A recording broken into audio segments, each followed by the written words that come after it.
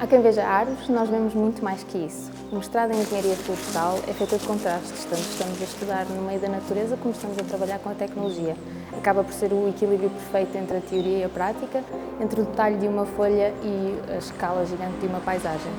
Neste curso aprendemos a cuidar das florestas, a geri-las com um sentido e um objetivo, a prever riscos e a tomar decisões com base em dados. Uma semente pode parecer insignificante, mas carrega o potencial de transformar paisagens inteiras. E a engenharia florestal é isso mesmo, transformar com conhecimento o que parece pequeno em algo com um impacto real. Se a tua ideia de futuro passa por sustentabilidade, ciência e ação no terreno, este pode ser o teu caminho. Pronto para esta caminhada no mestrado em Engenharia Florestal na Escola de Ciências Agrárias e Veterinária na UTAD? Próximo passo, inspira!